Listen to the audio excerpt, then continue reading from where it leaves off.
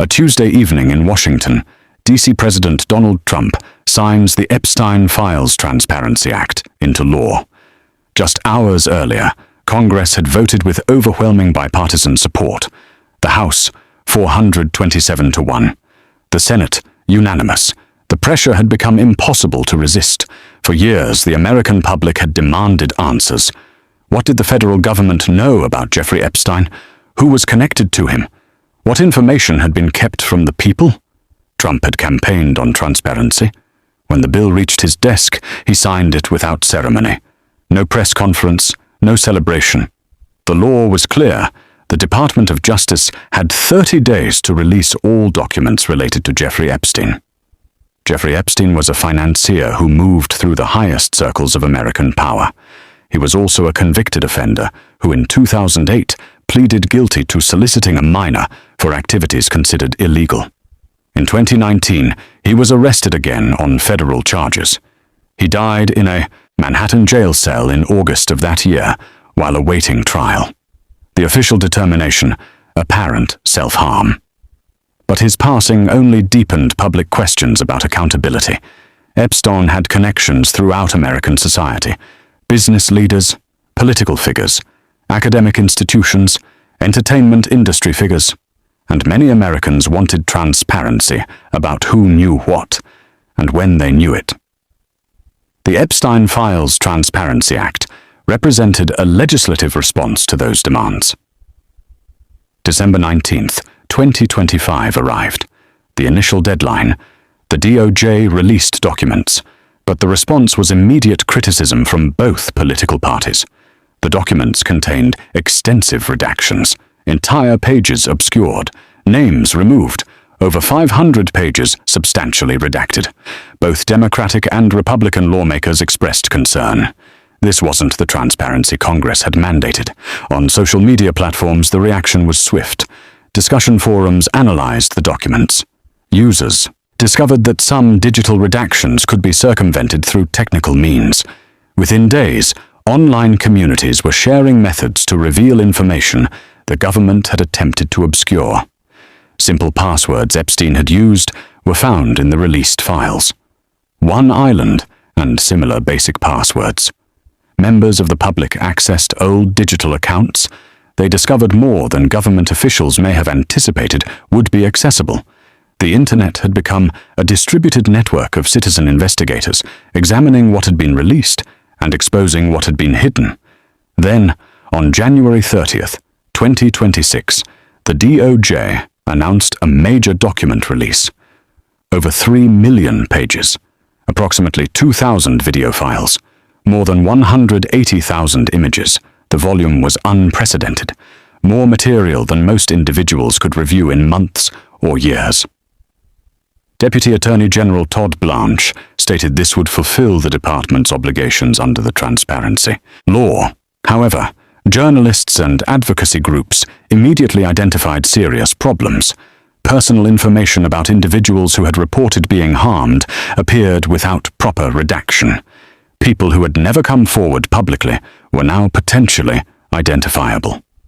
Sensitive documents, personal photographs, private information. Legal representatives for those affected called it an extraordinary violation of privacy protections. The DOJ worked to remove thousands of files, but in the digital age, once information is released, it spreads rapidly. Screenshots, downloads, archives. Simultaneously, critics noted what wasn't in the release. The DOJ acknowledged there might be approximately 6 million pages total that qualified under the law. They had released 3.5 million. Where was the remaining material? Congressman Ro Khanna, who sponsored the Transparency Act, stated the DOJ appeared to be releasing only a portion of qualifying documents. He indicated potential congressional action regarding compliance. Public opinion divided. Some viewed this as an unprecedented level of government transparency. Millions of pages, thousands of files, extensive disclosure. Others believed it represented a carefully managed limited release. Enough information to satisfy public interest while protecting certain individuals or institutions. And amid the release chaos, Another phenomenon emerged. Misinformation spread rapidly. Previously debunked theories resurged. Digitally altered images circulated alongside authentic documents. Fabricated communications appeared mixed with real files. Separating verified facts from speculation became increasingly difficult. One thing became clear. The Epstein files had revealed aspects of how power and influence operate in American society. Questions about accountability, about whether different standards apply to different people, about whether the justice system treats everyone equally. And the names that appeared in those files would generate significant public discussion for months and years to come. The released documents mentioned numerous prominent individuals across business, politics, and public life. Elon Musk, Bill Gates, Donald Trump, Bill Clinton, former Prince Andrew of the British royal family. These weren't minor figures. These were individuals with substantial influence in their respective domains, and they all appeared in the Epstein documentation. Consider Elon Musk's situation. For years, Musk had stated he had minimal interaction with Epstein. In public statements, he said Epstein had attempted to arrange meetings that he declined. The released documents told a more complex story. Email correspondence showed Musk and Epstein coordinating potential visits, planning discussions. In November 2012, documented emails showed Epstein asking Musk about transportation logistics to a private location. Musk's response indicated it would be himself and his spouse at the time, Tallulah Riley. One email contained Musk asking, "What day or time period would feature the most significant social gathering at your location?" Later correspondence discussed wanting to engage in social activities after an intensive work period. Scheduled documentation from Epstein's staff suggested Musk was scheduled for a December 6, 2014 visit. Whether this visit occurred remains unverified. When the emails became public, Musk responded on social media. He stated he had minimal correspondence with Epstein and declined various invitations. He suggested the emails could be mischaracterized by critics. However, the documented emails spoke for themselves, written in Musk's own words, discussing social events, planning potential visits. Bill Gates presented another significant case. Gates's professional relationship with Epstein had been previously reported. They met on multiple occasions after Epstein's 2008 legal conviction. The new documentation revealed additional dimensions. Draft emails, stored in Epstein's accounts, suggested Epstein possessed detailed knowledge about Gates's personal circumstances, alleged marital difficulties, claimed personal matters, purported health concerns. One draft mentioned Gates allegedly having relationships outside his marriage and supposedly needing assistance obtaining certain substances for undisclosed purposes. Gates's representatives called these claims completely false and absurd. They characterized Epstein as someone attempting to leverage false information. But the documentation raised policy questions. Why did a prominent philanthropist continue meeting with a convicted offender years after the conviction? What professional or financial matters connected them? Notably, part of Bill and Melinda Gates's divorce reportedly involved concerns about his association with Epstein. The files didn't establish any illegal conduct, but they documented a relationship more extensive than Gates had previously publicly acknowledged. Howard Lutnick, serving in Trump's cabinet as Commerce Secretary, also appeared. Emails showed Lutnick and family members visited Epstein's private property in 2012. His spouse coordinated travel arrangements with Epstein's staff. They brought their children and another family.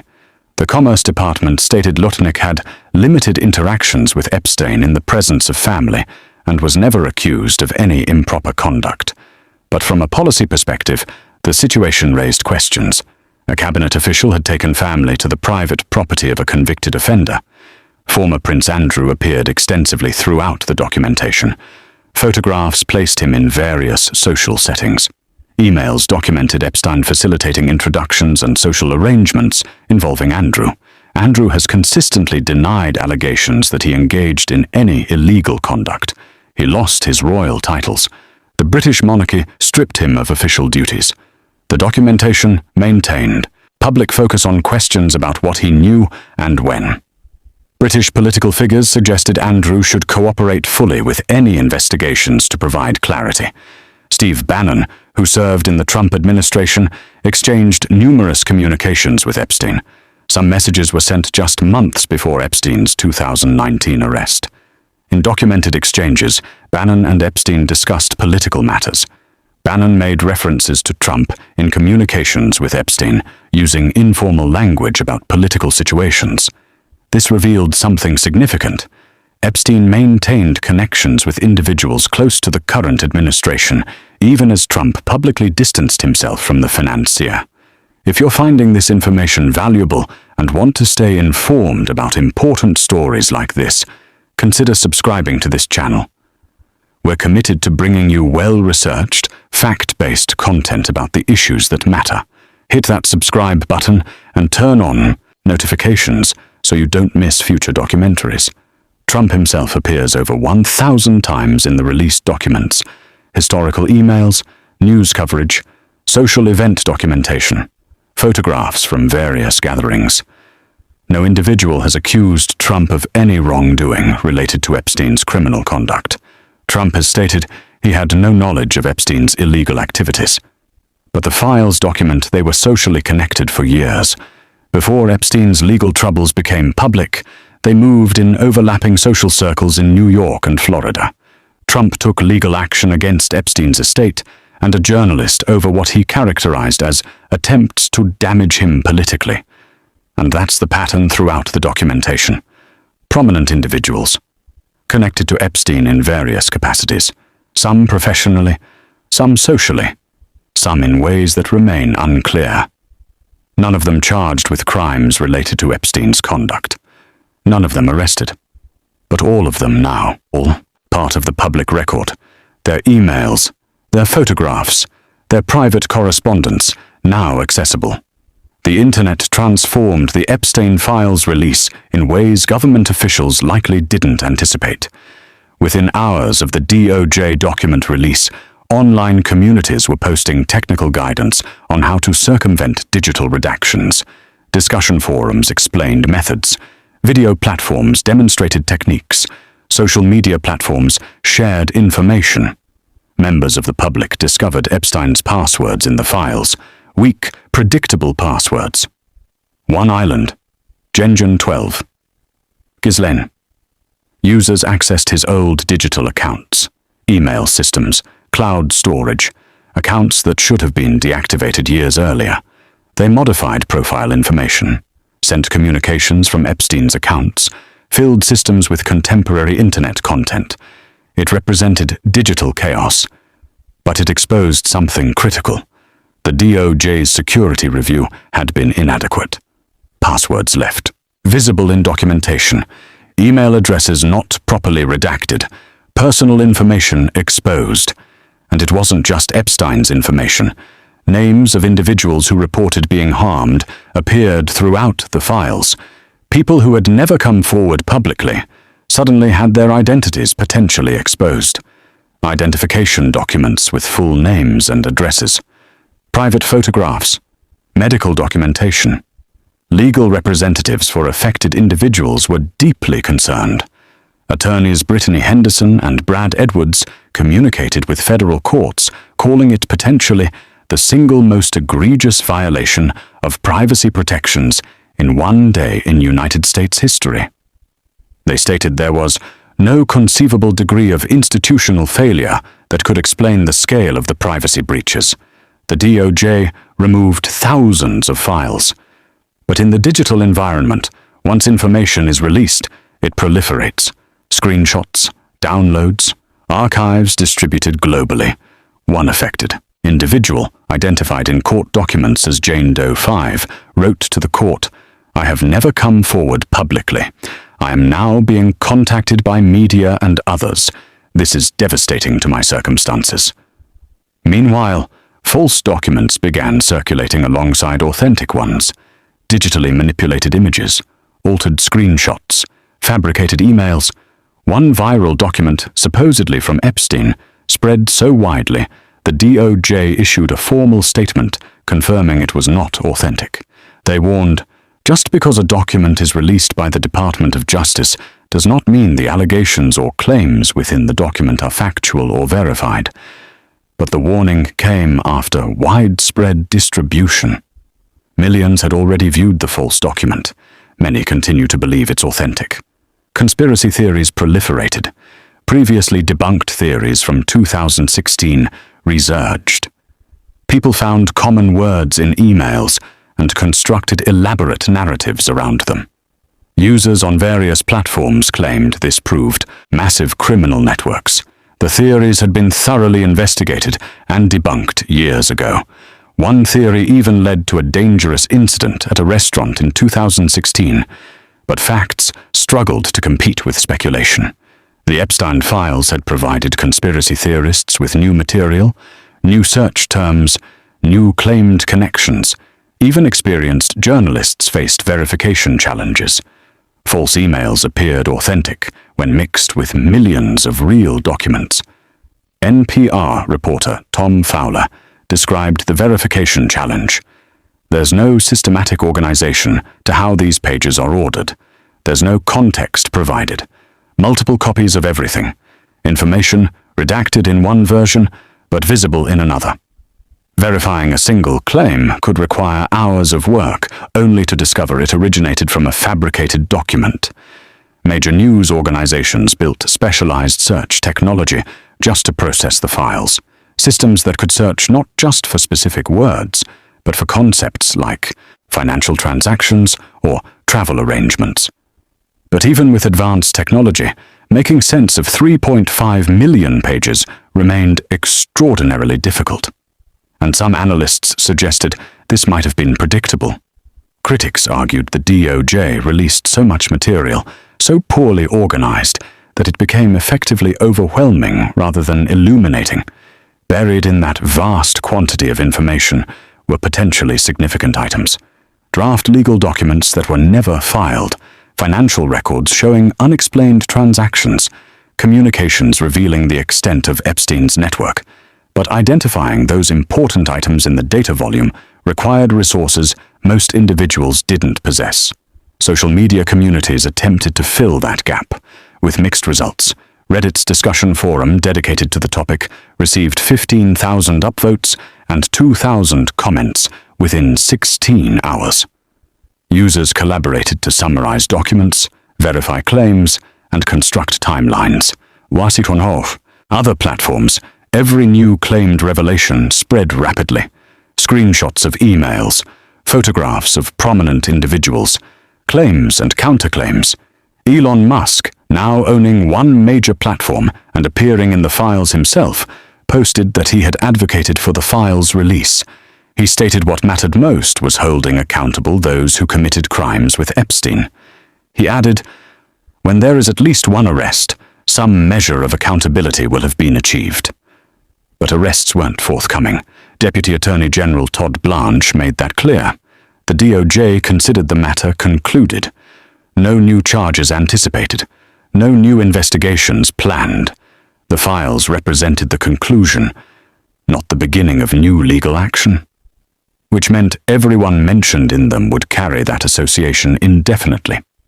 Regardless of actual involvement or lack thereof, their names would always appear in searches adjacent to Jeffrey Epstein's. And in public perception, that association might be the only judgment they receive. The files revealed something many Americans suspected, but didn't want to believe. Not a comprehensive list of wrongdoers. Not definitive proof of crimes by specific individuals.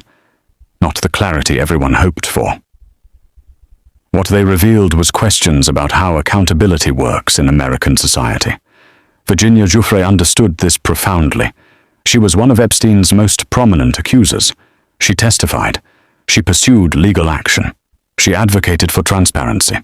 In April 2025, she passed away.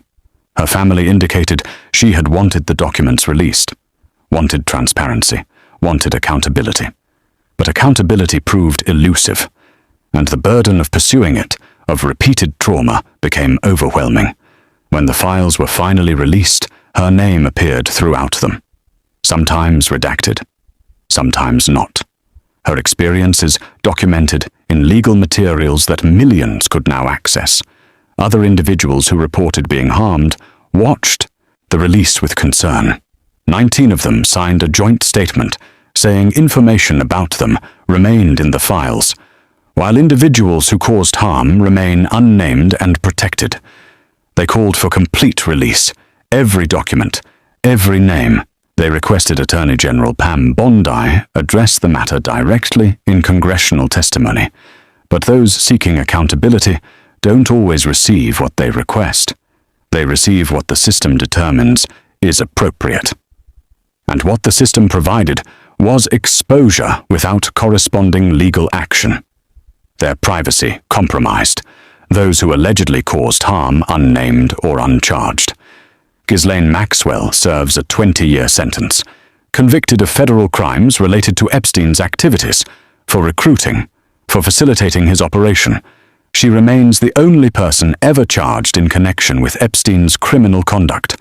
Not a single other individual, not a single participant. Just Maxwell and Epstein himself, who died before trial. The files mention hundreds of prominent people, thousands of interactions, years of communications. But none of it has resulted in additional charges. The 2008 agreement still affects the case. Then U.S. Attorney Alexander Acosta approved an arrangement that allowed Epstein to avoid federal prosecution. He pleaded guilty to state charges, received an 18-month sentence. That agreement effectively prevented prosecuting others involved. It was later ruled to have violated certain legal rights of those who reported being harmed, but the practical impact remained. Acosta went on to serve in the Trump administration as Labor Secretary before resigning amid public criticism. And the others mentioned in that agreement? Still unnamed, still not charged. The Epstein Files Transparency Act was supposed to address that, force accountability, ensure transparency. Instead, it may have created a different outcome. The release was so massive, so disorganized, so problematic in execution that it generated more questions than answers, more confusion than clarity. Political partisans use Epstein as a tool, accuse political opponents, make allegations that exceed substantiated evidence. The files became interpretable based on pre-existing beliefs. People tend to see in them what confirms their existing views. Online communities noted something symbolically significant. The passwords that were exposed? One island. That was Epstein's apparent priority, his private property. The location where much alleged harm occurred, the place prominent people visited. That's what he focused on protecting. That's what mattered to him. His island and whatever occurred there. But those details may have died with him, because the system that could have uncovered them chose a different path. The DOJ states its work is complete. The files are released. The matter is concluded. No additional investigations anticipated. No new charges expected. No further accountability. Measures planned. Before we conclude, if you believe in holding power accountable and want more documentaries that ask difficult questions, please subscribe to this channel. Your support helps us continue producing independent, well-researched content. Click that subscribe button and join a community committed to transparency and truth. Social media platforms reflected intense public reaction. On various platforms, people expressed frustration, called for legal action, questioned systemic fairness. Online communities built elaborate theories connecting every name and date. Younger users on video platforms discovered the Epstein situation for the first time and expressed disbelief at what they learned. The general consensus across platforms: different standards appear to apply to different people. Accountability seems more accessible to ordinary citizens than to the powerful and connected, and the Epstein files appeared to confirm that perception. Prominent business leaders, former and current political figures, members of aristocracy, all mentioned in documents related to a convicted offender, all photographed at his properties or mentioned in his communications. None charged, none arrested, none facing legal consequences beyond negative publicity. Some issued apologies, some denied allegations, some remained silent. All of them continued their lives, while those who reported being harmed and their families continue processing trauma. Congressman Ro Khanna called it one of the most significant accountability questions in our country's recent history. He said there's a public demand for equal accountability, regardless of wealth or status. But demand doesn't automatically create supply. Not in complex systems with multiple stakeholders and interests. The Epstein files won't disappear. Not now. Possibly not for decades. Millions of pages mean years of investigation still possible. Journalists will continue examining. Online communities will keep analyzing. New information will emerge, but the fundamental questions remain unanswered.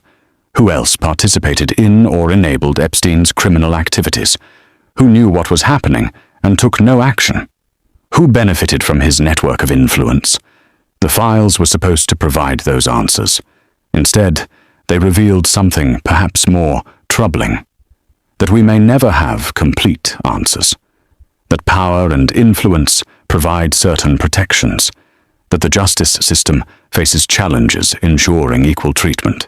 And that in America, if you're sufficiently wealthy and connected, you can be associated with one of the most notorious criminals in modern history and face no legal consequences whatsoever. The files are public. Complete transparency remains elusive.